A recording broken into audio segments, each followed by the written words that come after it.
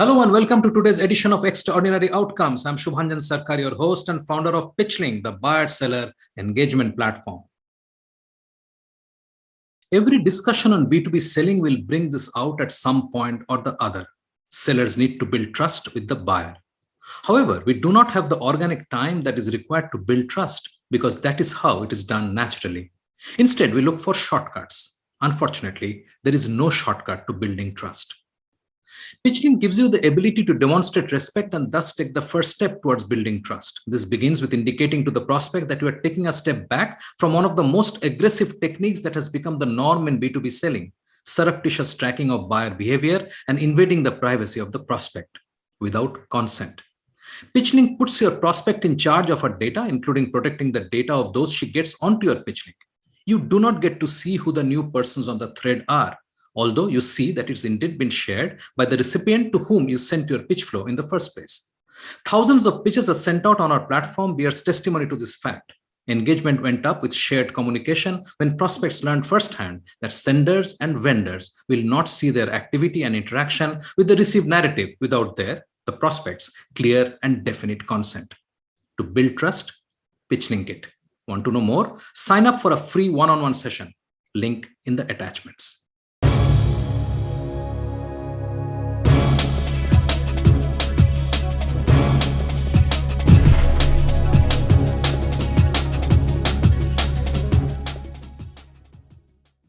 We continue our series of conversations with authors who wrote seminal books on sales that helps us understand the buyer better. Our guest today is Tony Hughes. Tony is co-founder and sales innovation director at Sales IQ Global. He serves on advisory boards and has been published by the American Management Association. Tony has also taught sales for Sydney University, University of New South Wales, and within the MBA program at the University of Technology, Sydney. We speak with him about his brand new book, Tech-Powered Sales, which he co-authored with Justin Michael. Tony, welcome to the show. I'm delighted to have you with us, especially because this is such an important book and such a timely book. I can't say enough. Well, welcome. Thank you, Subhanjan. It's so good to be on the show. There's never been a book like this written before, so it was an epic feat to get it done. Absolutely. Before we actually dive into the book, tell us a bit about your work. I mean, I'm sure people who are listening to this know a lot about you, but touch upon the highlights. You formed a new company in 2019. So what prompted you to create Sales IQ? So tell us a bit about what you're doing. Yeah, so I've got 35 years, 3.5 decades of experience in selling and sales leadership. The last sort of 12 years of my corporate career, I led the Asia Pacific region as CEO for North American multinationals.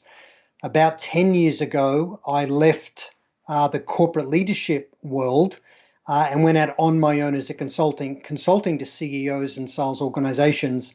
I specialize in working in the technology and professional services sectors and help people solve their sales problems. And if we think about selling, there's really three main phases of selling. There's opening, which is without doubt the most difficult and the most important phase of selling. There's then the middle part of the sales process, creating progression and solutioning and getting a good proposal in. And then the last phase of selling is really the closing piece. Now, I know the focus needs to be on customer success.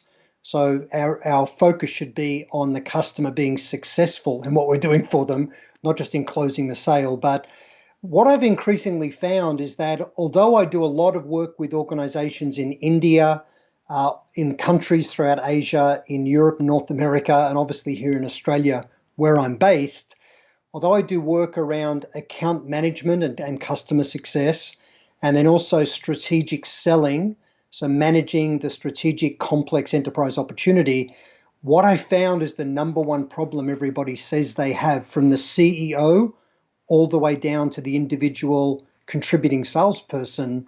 They all tend to say, hey, look, I know how to sell, or we're okay as an organization in progressing opportunities. We just don't have enough of them. We just don't have enough opportunity pipeline. So that was why about 3 years ago, I wrote Combo Prospecting, which was the idea of pattern interrupting the way that people are wired to ignore sellers or marketers to find a way to break through. and the logical follow-up to combo prospecting, which is really this book here. Yes. The logical follow-up to that book was Tech-Powered Sales, because combo talked about the principles, but we deliberately did not provide a lot of specific detail on how to execute. And the reason that we avoided doing that was inevitably everybody just starts doing the same things they read about in the book, and that in of itself makes it ineffective, right? The moment people using the same techniques, the same language, it just stops working. So we wanted people to apply their own human creativity. But in tech-powered sales, we've just recognized that now all field selling has now become inside sales, remote selling, and the world is increasingly being eaten by software. Technology is staggering. The rate of acceleration, and marketing technology stacks, MarTech stacks, are now blending with sales tech stacks. And everybody now needs to develop a level of EQ. We've always known that you need a high or reasonable IQ to be successful in selling.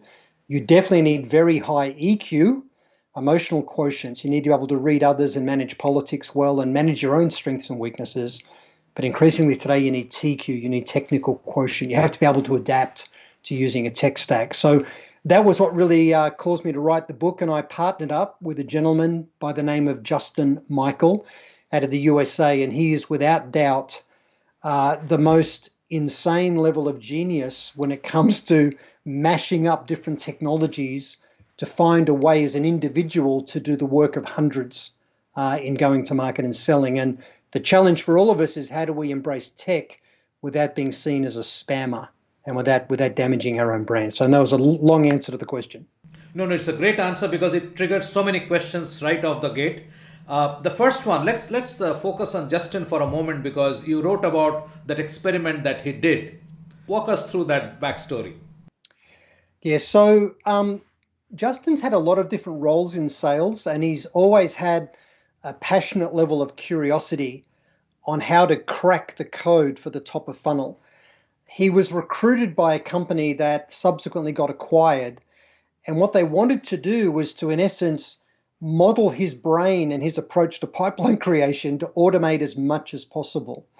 So when we think about driving automated outbound, there's a new category of technology called sales engagement platforms.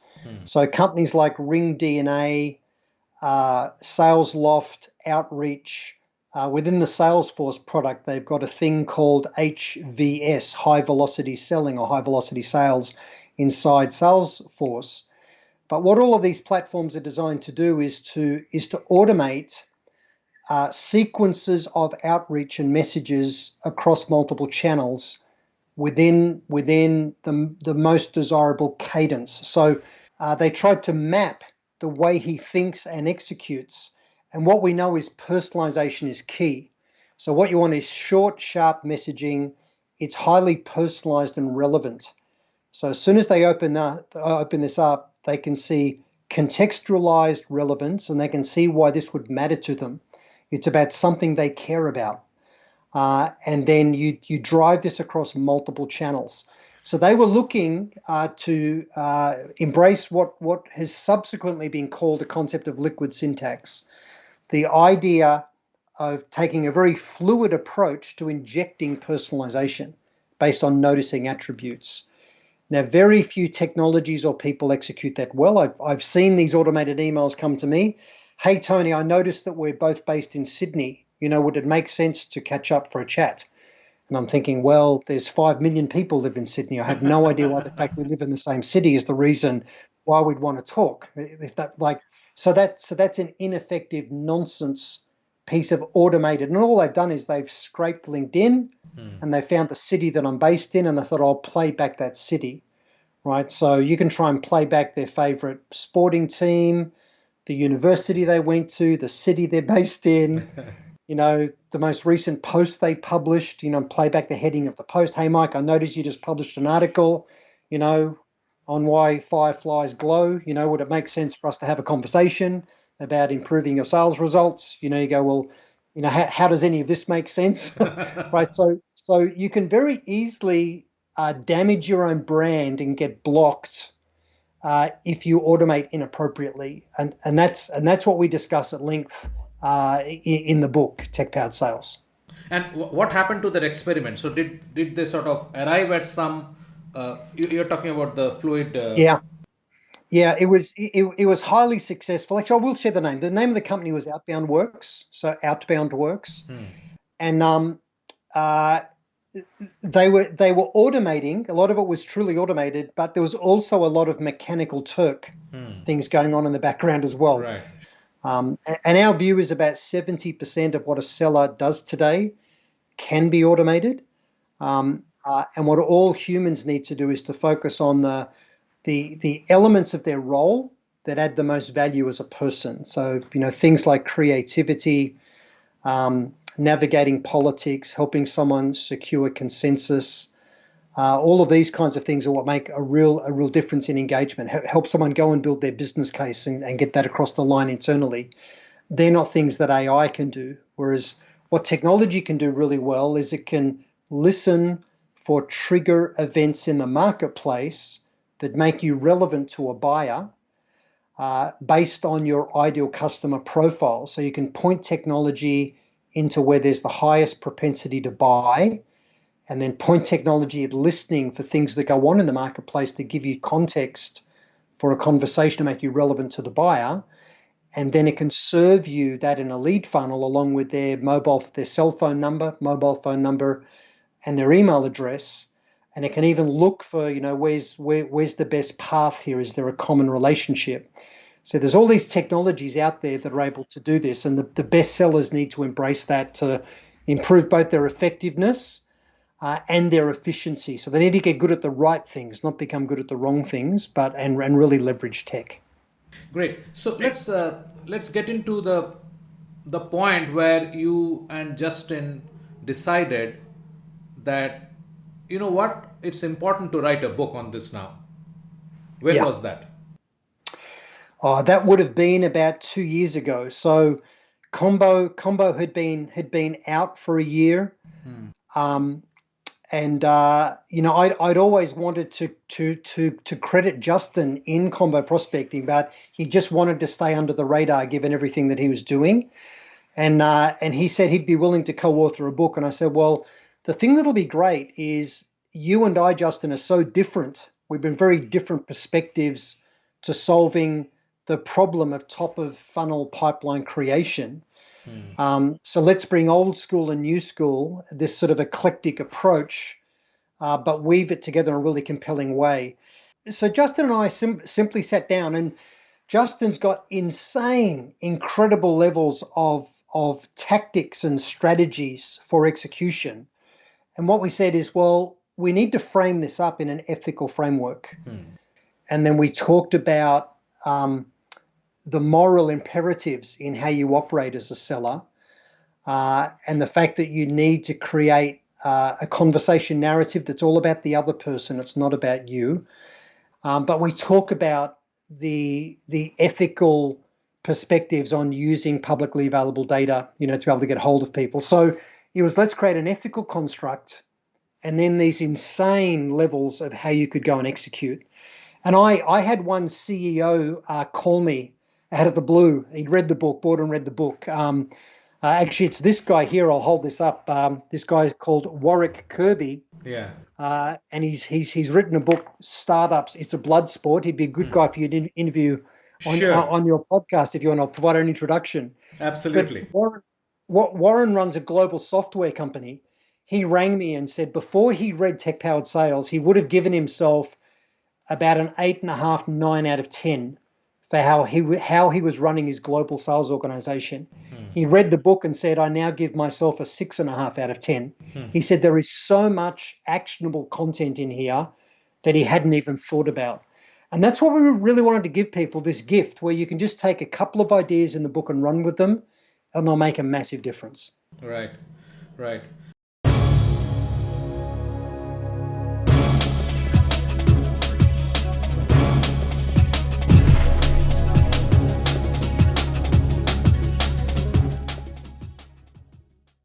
How did you collaborate between yourself and Justin? What was the division of labor like? Yeah, so Justin was all into the individual tactics typically. And then we've both got a very big network of people we respect. You talked about Aaron Ross, right? So like we both know Aaron Ross really well. We both know Mary Lou Tyler well. We both know Mark Hunter, Anthony Norino, Jeb Blunt, who wrote Fanatical Prospecting. Yes. It's a small industry. So what we did is we created a Google Doc and we shared it with a lot of people. And we said, just please treat this as if you're under NDA. And we had people, like one person commented and said, this book should be burned. This borders on unethical. Now, this was before, we'd got in there and created the moral framework for using these tactics ethically. But we had a lot of people just contribute, and we've attributed source all through the book. So there's a lot of references to other people. But what we decided to do was, the thing we know is you need to lead with why. Why is something important? And people only truly remember something, and they're only truly motivated for reasons they themselves discover. So if they discover it, they'll tend to retain it, they'll tend to own it. Whereas if you just preach at people and tell them, it just tends to wash over people.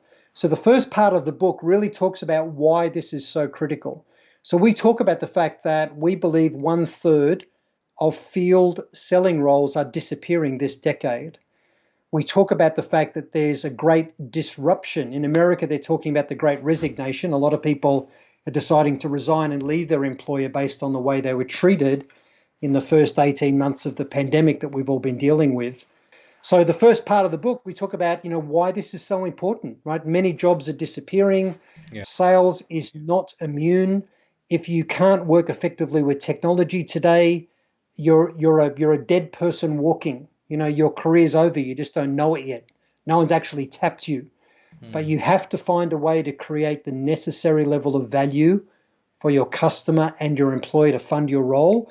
And that means you must get good at working with technology. So the first part of the book is all about that. Then we jump in and we talk about the essential tech stack, right? So when you think about, well, what's the minimum essential tech stack? What's then the optional tech stack that I could add to that? And then we address the issue of, well, there's no point using all of this tech if you haven't nailed your message well, nailed your narrative, your value narrative. So we explain exactly how to do that and provide a framework. We then talk about the importance of personalization, and referrals and trigger events are the superpower in selling. If you can combine them together, it's a superpower in selling. So we talk about trigger events. We explain what they are, how you can monitor for them at every step of the way, giving examples with technology.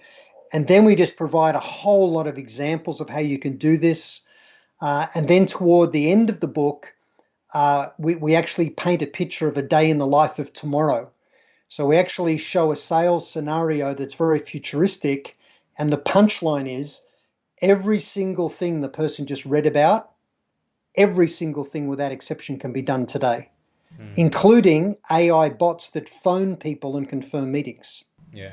AI bots that watch a Skype meeting or a Zoom meeting or a Teams meeting or a Blue Jeans meeting or a Google Hangout or a Google Meet, and they're watching, and the AI can tell whether the person's being honest with you. It can give you live coaching in the background about buying signals and talk time and sentiment. So we show this amazing futuristic story and say everything in this story is available today. The only thing that's missing is the orchestration layer to bring it all together. And that's where people need to be, in essence, the human middleware today to pull their tech stack together to be effective. And then in the end of the book, we provide case study examples. So that new business I've started, Sales IQ Global, which is a B2B sales enablement platform, teaches people how to go and sell, build their ideal customer profiles, their buyer personas, their messaging, cadence sequences, in essence, playbooks. So while we're pulling together the best people in the world at Sales IQ Global, we've got an example of how Louis, my co-founder at Sales IQ Global, goes and sells. We actually publish that, right? So how we build out all of the messaging. So let's unpack a bit about this ideal or a starting sales tech stack. What does that look like? Yeah, so if we have a look today, most startup businesses are spending about $1,000 US per person in their sales organization on their tech stack. That's rapidly moving to $2,000, and we think it'll end up at $5,000 by the end of this decade. 5,000 US, that's a lot of money. You go, wow, you could hire a couple of employees in India for that kind of money. But what'll happen is that tech stack will make the sellers superhuman. So what we say in the essential tech stack, it starts at the very beginning. Look, obviously everybody needs a phone, so a smartphone, everyone needs that. But we say, okay, so here's what really begins. You need CRM and marketing automation. So if you have something like Salesforce, it can blend all of those together, right? So, but it might be Salesforce and Marketo. You might, use HubSpot if you're an entry-level business for basic CRM and marketing automation. But you need a single source of truth about your prospects and customers. It's essential, and a way to get them into nurture campaigns and do email automation. It's really key. So that's the first thing, your CRM marketing automation tool. Next thing is you need social network intelligence tools. So in most developed markets, that's Sales Navigator, right? So that's Sales Navigator. So that's where you can go and you can learn about someone. You can connect with them. You can get some real insights into the person. So that's the networked intelligence with social platform piece. The third thing we recommend, if you're a business that's driving scale, are these sales engagement platforms, what we call an SEP.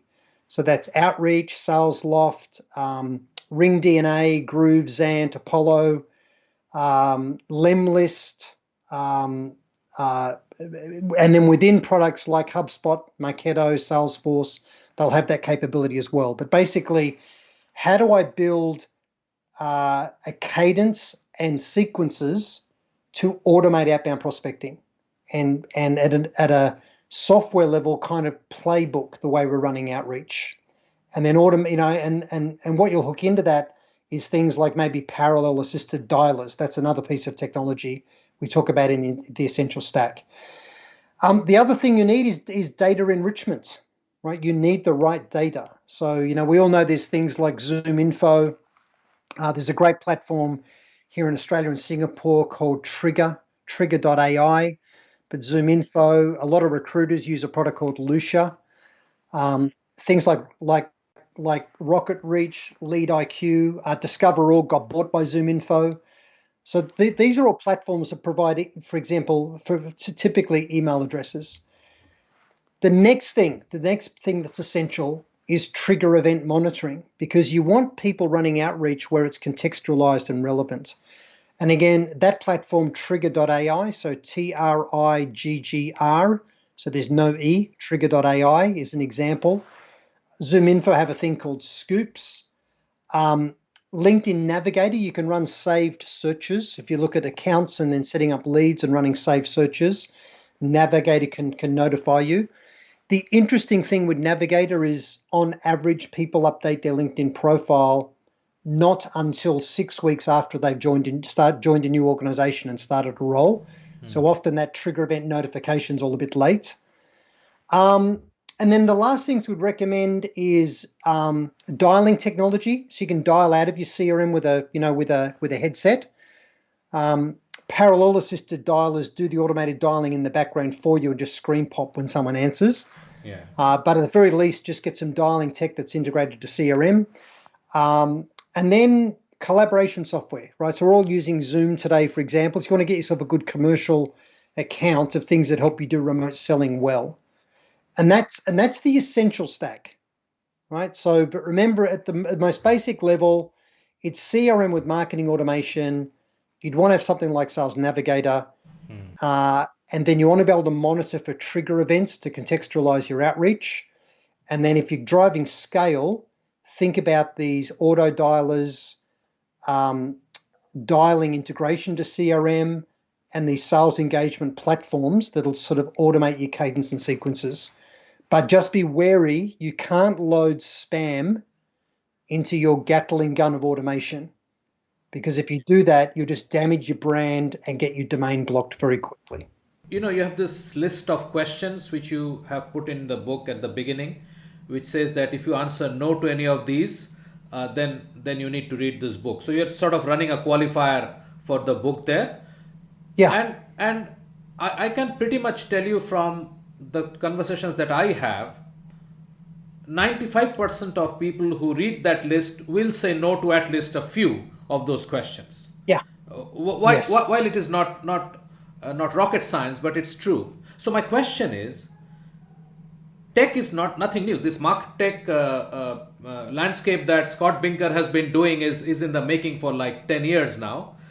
Sales tech landscapes, which like Nicholas Kochowski's landscape came out just a few days back, he has now grown from nothing to 1,100 products there. And this is like a span of 5 years or something. Yeah. Why is it that there is no focus on actually learning these technologies? Because the training that you see out there is all about techniques. It's mostly about the soft stuff, right? Yes. Why is it that people are not sort of understanding that you need to get trained on these technologies and your ability to actually work with them in tandem? So, Bunjan, that's a great question. That is a great question. Most people treat their tech stack like a gym membership. Someone's paying the fee every month, but they hardly ever go, right? And the thing that makes my head explode is an organization, for example, will pay for LinkedIn Sales Navigator. Now, that's about $1,000 US per annum. Yes. For one person. Yes. It's a lot of money. It's a lot of money. And you can go, like, if you went to 100 people and you sat down beside them and said, hey, can you just show me, let me sit here and just watch you work for a few minutes. Let's say that you were going to do a trip, and let's pretend COVID's over and we're back to traveling again, right? So say, hey, let's pretend you're going to do a trip to Mumbai next month. Show me how you would use saved searches in LinkedIn, in Navigator, to identify the best people to contact for that visit. Show me how you'll identify the list of people that you want to go after. Most people look at you like from another planet. Right? They have, or if you say to them, hey, look, fire up Google and show me how you would construct a saved Boolean search that's going to monitor for trigger events within your ICP, right? So that you'll know who the ideal clients are to contact every time this trigger event happens. They have no idea how to set up a simple Boolean search. And the thing that staggers me is that if any of us watching this or listening to this podcast, if any of us were on the Aero Bridge about to board an aircraft, again, let's pretend COVID's over now, but you're on the Aero Bridge, and as you step from the Aero Bridge into the entry of the aircraft itself, the cockpit's on your left, and the aircrew are having a look at your boarding pass to see whether they'll let you on, and you overhear the pilot saying, hey, look, I love flying. I'm just not into the tech. Right? Now, for me, I would want to turn around and walk back up the Aero Bridge, right? How can you be a good, effective, capable, safe pilot if you're not into the tech? Like, it's all tech. Imagine if you went and saw your doctor and the doctor said, look, do you want me to diagnose the problem and give you a script? Or do you want me to fill in my patient record system? Right? I say, well, I want you to do both. You're a professional. What do you mean? It's diagnose and prescribe versus maintain your records. And yet so many sellers don't maintain their CRM. They don't have an agenda for the meeting. They don't take notes. They don't know how to use their tools of trade. Right? And yet sellers, crazy salespeople, think, oh, but I'm immune. I'm immune from all of this technology-driven disruption, right? Because I provide a relationship. Well, wake up. Do people who do not know you yet that could buy from you, are they looking for a relationship with a seller in their life? No. None of them are lonely and bored and looking for another friend from the sales world. None of them want a sales pitch, So the value is not in the relationship. We need a relationship for us to be successful, because no one's going to buy from us unless there's trust, right? So we need that relationship for them to buy, but they're not looking for another relationship. Bigger companies want fewer suppliers to engage with. They want more value from fewer vendors. So we have to find a way to create value, and that's in our insights that we provide people. We need to move away from being tactical and transactional to being that trusted advisor, advisory kind of person in the world of the buyer. Right? We turn up with a point of view. We help them navigate the politics, build the business case, manage change risk. Right? We help them go and secure those things. Yeah. That's where the seller of the future needs to operate, but they'll be powered by technology. So one of the things I say in the very beginning of the book is that the future of selling is where buyer sentiment meets seller relevance, and the matchmaking and the introduction is done by technology. Right? That's where this is going. So as a seller, how do you configure your tech stack to start doing that for you? Opening is one of the biggest hurdles, which is why we are sort of saddled with junk leads, as they call it, right? What is your view? Because there is a contrarian view out there which says that salespeople should not be opening at all. It should be somebody else. In fact, you quote one of the CEOs who reacted to you saying, hey, I don't need the sales guys to open. I can use 2 inside sales guys to create opportunities at the same cost. So my question to you is, there is no debate on the fact that you need better leads, which means better opportunities identified. But is it something which can be separated out from the salesperson and somebody which is inside sales or whatever you call it? They run that process and hand over the qualified stuff for these guys to do the progression and the closing? Or is it something that the salesperson need to do? What's your view on that? So, Bunjan, all your questions are so good. So, the organization in the world that is credited in being first to market with industrializing, like the Henry Ford production model, industrializing the sales process, is Salesforce. And that was chronicled in the book by Aaron Ross called Predictable Revenue. Yes. And Mary Lou Tyler wrote the case study for that book around Salesforce themselves. So what they did is they said, well, let's segment the roles, right? Like, why would I have a very expensive, mature field seller? Why would I have them doing the lower value outbound pipeline building? And it's a very valid question. But there's something really interesting here. If you want a university grad to go and do all your outbound, and if they need to create messaging that talks the language of leaders and can engage the C-suite, and if they're going to need to get on the phone and open the opportunity in the relationship with that phone call, the $64 million question is, can a uni grad carry the conversation with a CEO or a CFO? And I would argue normally no, they can't. Absolutely. And that's where you need the senior field seller. They need to become their own. There's all these acronyms, right? ISR, SDR, BDR, right? So this inside sales rep role, but AEs, field sellers, need to become their own SDR, BDR, ISR into the C-suite, and then get the inside sellers running groundswell. So in essence, mapping the account, getting all of the sales intelligence data into CRM, ringing, calling into the more junior levels. People at lower levels are often freer with information, so you can find out a lot more, and really setting things up for the senior seller, because you get one shot at the top. So I do believe in role specialization. But it's not that opening is one of the most difficult phases. It is without doubt the most difficult phase. And the way we open determines the probability of ever closing. And the way we open determines the velocity of the deal.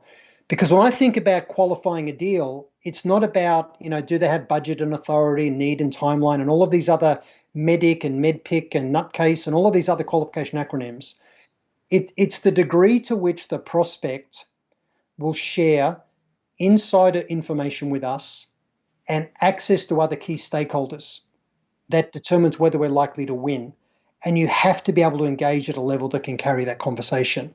So the senior people need to engage into the C-suite. This is fascinating. And what sort of this discussion is leaving me with is that I need to get back to you soon and have one more chat.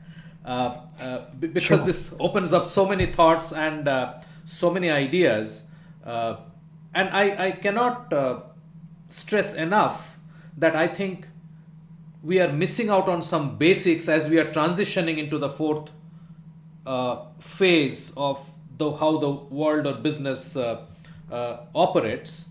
There are many nuanced issues here which need attention, need work upon, but not mastering technology is definitely not an option. I agree, Sabanjan. I agree 100%. Everybody has to be tech savvy. So older, more experienced sellers and business leaders need to just, get over the fact that they don't want to, and it feels difficult, but just think, I'm going to embrace tech. I need to figure out how to use these things. And as with everything in life, once you roll up your sleeves and dive in, you go, oh, this actually wasn't as hard as I thought at all. But certainly as a business leader, you need to understand how you can use capital applied to technology to augment and sometimes replace capital applied to labor, because it's going to get you a much better effect. Justin Michael talks about the fact that we can all try and outrun the lion, right? And well, I can run faster than you, so I'll be okay because the lion will eat you. But what if you manage to get yourself a moped?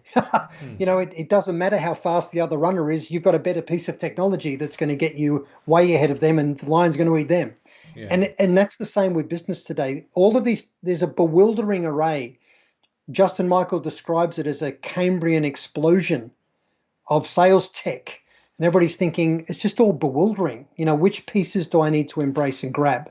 And in the book, we explain how you can take yourself on that journey in a pragmatic, digestible, and executable way, right? You look at the essential stack and you think, you know what?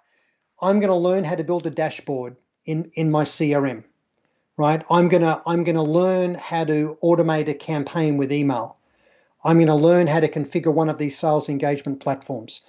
I'm going to learn how to build a saved Boolean search in the LinkedIn Sales Navigator wizard that I can run regularly that'll tell me who I should be calling, right? I'm going to learn how to get a Chrome plugin, that gives me phone numbers and email addresses, so I'm not just sending email to places that get blocked and ignored, right? So people can just tick those things off one by one. If you make a 1% improvement every day, every week, before you know it, you'll be the best person in your industry. Tony, thank you so much for joining us today. I really appreciate it. Thanks, Sabanjan. I appreciate it. Thank you.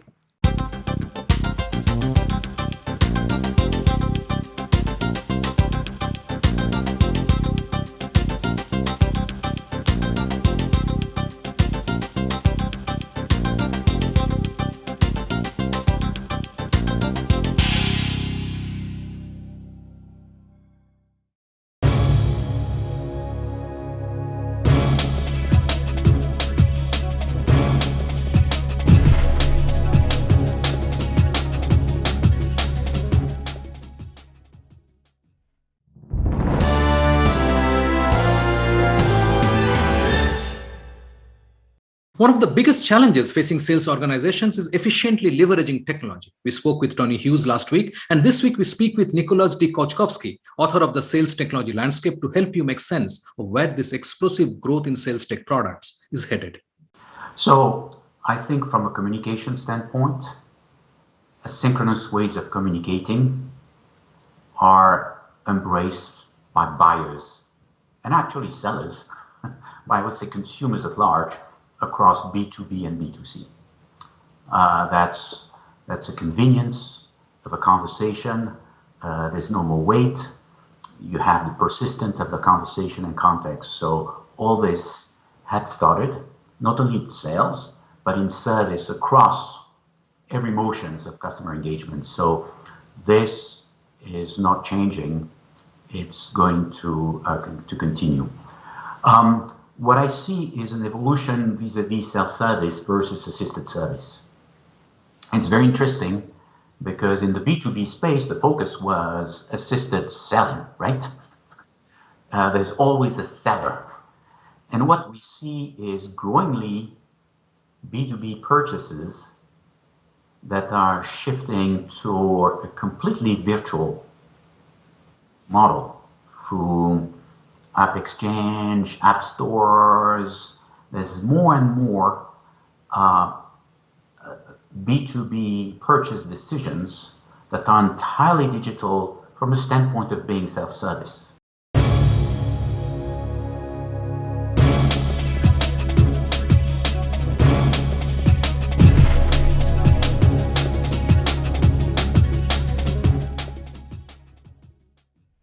We are very excited about the upcoming launch of our new community built to bridge the gap between buyers and sellers, Moxo.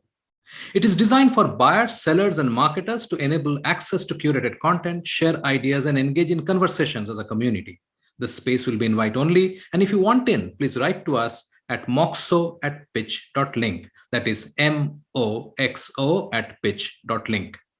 Time to wrap up for today. You will soon have access to the complete interviews in the Fixing the 5% Conversion Problem in B2E Sales and transcripts in the series. Keep an eye out for the link in the EXO newsletter. And thank you for watching. Until next time, stay well and craft extraordinary outcomes.